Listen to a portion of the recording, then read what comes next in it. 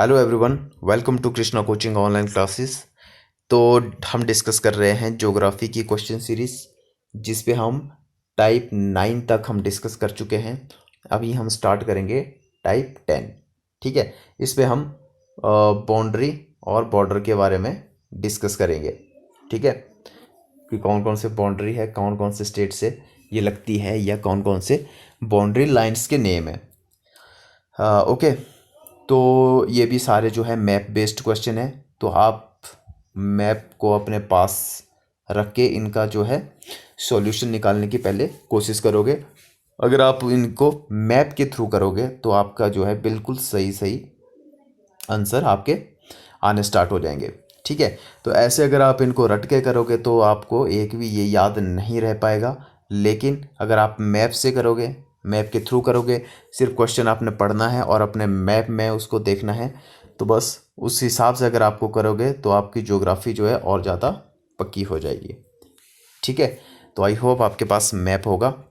चलिए स्टार्ट करते हैं question. Which of the following city is situated in the farthest east. तो सबसे जो ईस्ट में जो सिटी है इनमें से लखनऊ, जबलपुर, हैदराबाद, चेन्नई। तो देखो लखनऊ कहाँ है? उत्तर प्रदेश में। जबलपुर कहाँ है? ये राजस्थान में है। सॉरी, जबलपुर जो है वो मध्य प्रदेश में।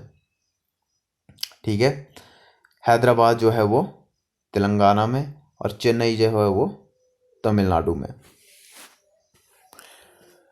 ठीक है, तो ये चीज़ आपने देखनी है मैप में, और उसके बाद आपको नज़र आएगा कि जो फारदेस्ट ईस्ट सिटी है वो कौन सी है, वो है लखनऊ। तो लखनऊ इसका राइट आंसर है। ठीक है, मैप के थ्रू आप इसको करोगे तो और ज़्यादा बेटर रहेगा। देखो, Lucknow is the capital city of Indian state of Uttar Pradesh की ये कैपिटल है, ये आपको पता ही है। और इस कौन कौन से लॉन्गिट्यूड लैटिट्यूड में बसा हुआ है ये भी आपने एक बार चेक कर लेना है। ठीक है, तो लॉन्गिट्यूड लैटिट्यूड अक्सर एग्ज़ाम में नहीं पूछा जाता है प्रॉपर, लेकिन जो इस तरीके का क्वेश्चन है कि सबसे फारदेस्ट ईस्ट में कौन है या वेस्ट में कौन सा है, तो इस टाइप के क्वेश्चन जो है एग्ज़ाम में अक्सर पूछे जाते हैं। नेक्स्ट क्वेश्चन पे चलते हैं। Which of the following district is on the international border of India. तो कौन सी डिस्ट्रिक्ट जो है वो इंटरनेशनल बॉर्डर पे पड़ती है? सिरसा, अनंतनाग, या फिर करीमगंज, या फिर पुरुलिया। तो राइट आंसर है इसका करीमगंज। कहाँ पे है ये, इसके बारे में अभी डिस्कस करते हैं। देखो, Karimganj is a town in the Karimganj district of Indian state of Assam. ठीक है, पहले तो आपको ये पता होना चाहिए कि करीमगंज कहाँ पे है, आसाम में है। और दूसरा किसके साथ ये बॉर्डर शेयर करता है? देखो, location of the northern fringe of the district adjoining Bangladesh, flanked of to slides by the Kushiyara river and Longai river. तो ये भी आपने याद रखना है कि कुशियारा रिवर और लोंगाई रिवर कहाँ पे है, ये करीमगंज टाउन में। ठीक है, तो इस located just on the Bangladesh border with the river Kushiyara flowing in between. ठीक है, तो ये भी आपने याद रखना है। जो रिवर्स अगर बॉर्डर पे पड़ती हैं तो वो भी अक्सर एग्जाम में पूछा जाता है। तो कुशियारा और लोंगोई रिवर जो कहाँ पे है, आसाम में, और ये भी बॉर्डर शेयर करती हैं बांग्लादेश के साथ में। और करीमगंज जो डिस्ट्रिक्ट है वो कहाँ पे है, आसाम में, जो कि बांग्लादेश के साथ बॉर्डर शेयर करती है। One prominent feature of the place is a long and winding canal called Notikhal. तो नोटिखल जो कैनल है वो कहाँ पे है, आसाम में। Meandering across the town, Karimganj became a sub division of Sylhet district of British India in late 19th century.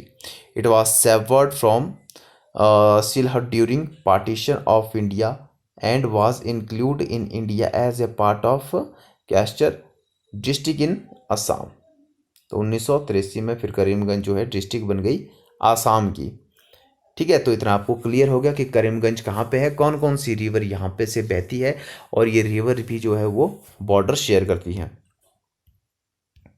Next question पे चलते हैं। Which of the following district is on the international border of India. तो फिर से वही question है उसी type का।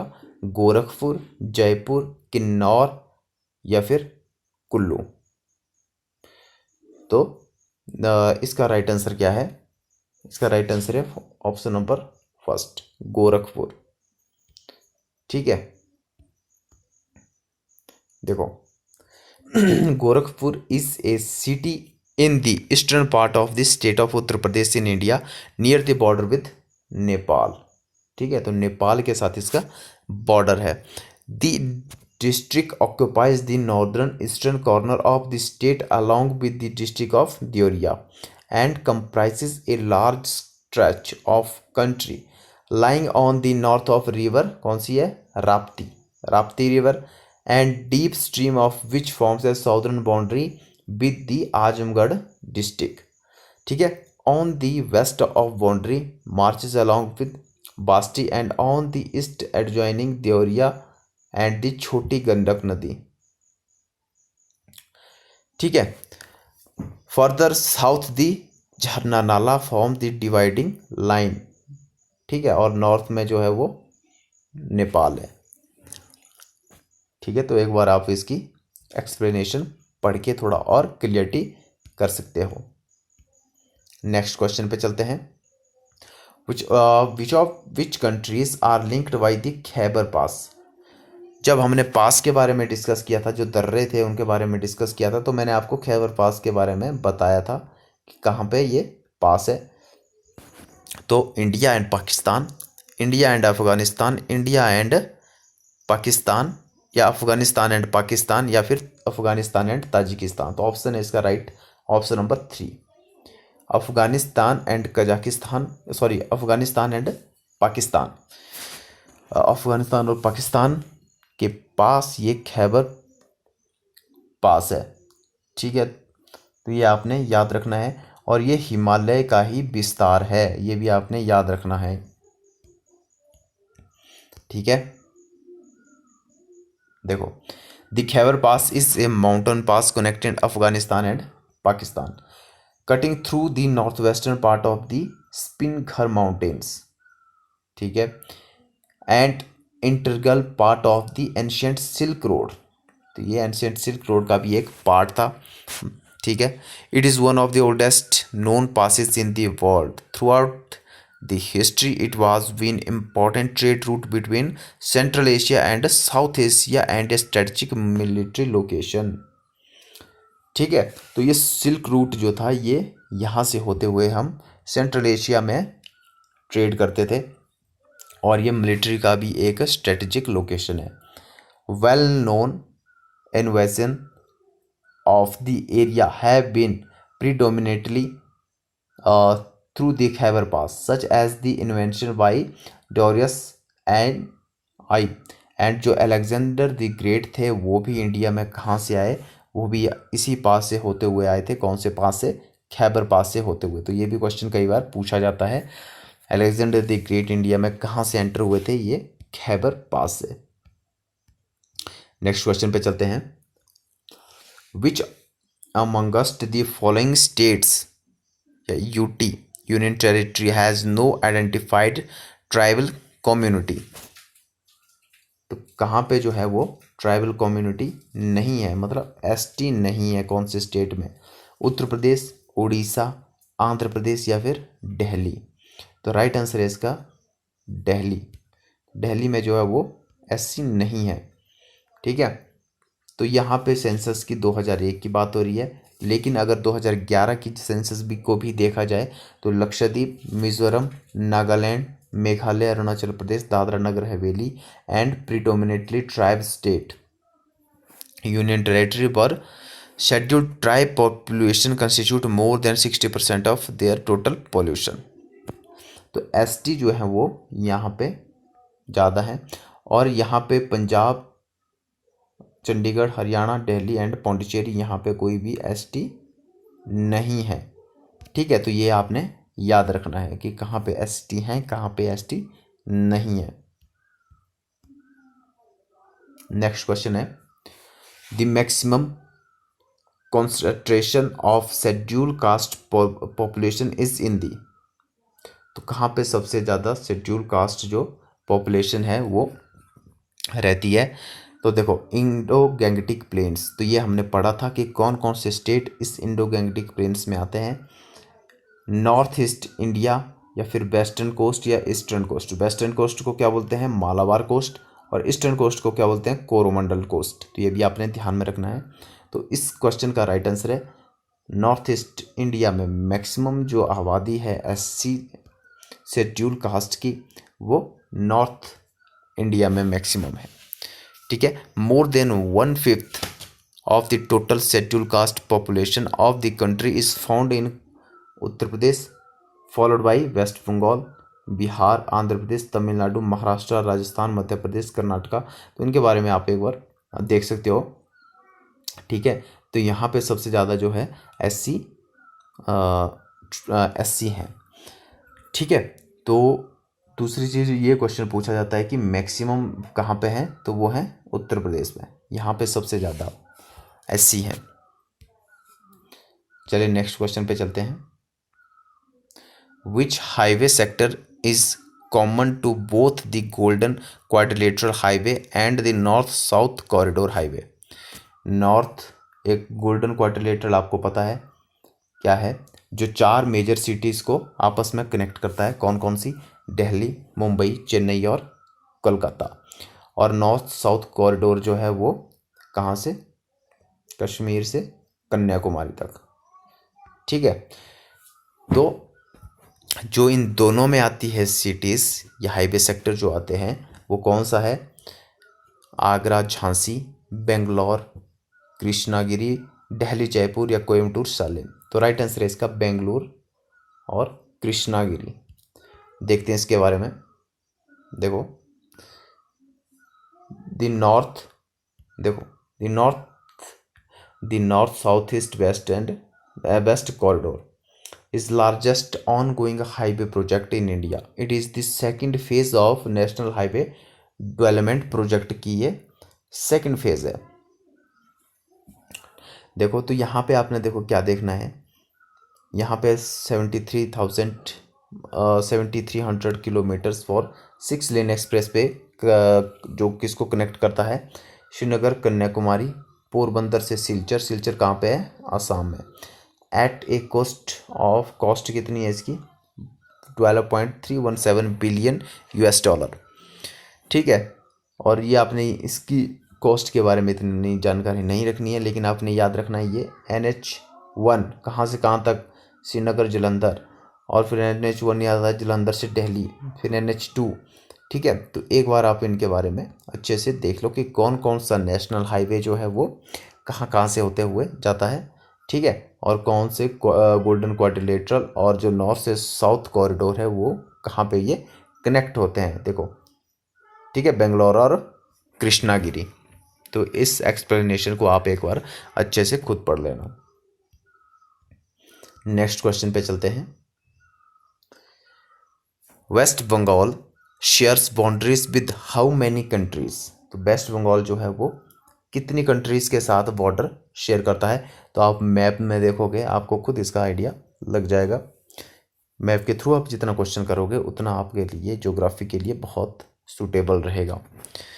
तो देखो वेस्ट बंगाल को चिकन नेक भी बोलते हैं, ये आपने याद रखना है। और ये कौन कौन कंट्रीज़ के साथ बॉर्डर शेयर करता है, तो ये कौन कौन सी कंट्रीज़ हैं, एक तो हो गया बांग्लादेश के साथ करता है। ठीक है, नेपाल के साथ करता है और भूटान के साथ भी करता है। जब आप मैप में इसको देखोगे तो 3 कंट्रीज़ जो हैं वो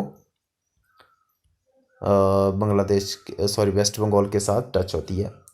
तो देखो West Bengal is a state in the eastern region of India and is the national 4th most populous. It is bordered by the countries of Nepal, Bhutan और Bangladesh. And the Indian state कौन कौन से हैं, Orissa, Jharkhand, Bihar, Sikkim and Assam. West Bengal is only state in India where Himalayas are in the north and sea is the south. ठीक है, तो ये भी आपने ये याद रखना है और आपको पता भी होगा कि वेस्ट बंगाल के साउथ में जो है सी है और नॉर्थ में जो है क्या है, Himalaya. And with both plains and plateaus covering the remaining region। ठीक है, नेक्स्ट क्वेश्चन पे चलते हैं। With which set of following countries has Arunachal Pradesh common border. तो अरुणाचल प्रदेश के साथ किस किसका बॉर्डर है? तो देखो, भूटान, बांग्लादेश एंड चाइना। बांग्लादेश इसके साथ टच नहीं होता है। म्यांमार, बांग्लादेश इस पे भी नहीं टच होता है। तो भूटान, चाइना एंड म्यांमार। तो राइट आंसर है इसका ऑप्शन नंबर 3। ठीक है, मैप के थ्रू आप इन क्वेश्चन को सॉल्व करेंगे। तो देखो, location of North East India. Arunachal Pradesh border the state of Assam and Nagaland to the south and share international border with Bhutan, कहाँ पे? वेस्ट में। और म्यांमार जो है ईस्ट में। ठीक है, और रिपब्लिक चाइना कहाँ पे है? वो है नॉर्थ में। ईटानगर इसकी कैपिटल है। अरुणाचल प्रदेश का मीनिंग क्या है? Land of the dawnlit mountains. तो ये भी क्वेश्चन पूछ लिया जाता है कि land of the dawnlit mountains किसको कहा जाता है? ये कहा जाता है अरुणाचल प्रदेश को। देखो, and it is also known as land of the rising sun. तो ये भी आपको पता है कि land of the rising sun किसको बोला जाता है? वो बोला जाता है अरुणाचल प्रदेश को। और देखो, प्रदेश का मतलब क्या होता है? State, territory, region. ये तो आपको पता ही है। In reference to its position and easternmost state of India. ठीक है, तो ये आपने इसके बारे में इतना सा याद रखना है। कैपिटल आपने जरूर याद रखनी है नॉर्थ ईस्ट के सभी स्टेट्स की। वैसे तो सारी कंट्रीज़ की आपको पता होनी चाहिए, लेकिन खासकर नॉर्थ ईस्ट के जो स्टेट हैं उन पे ज़्यादा फोकस रहना चाहिए।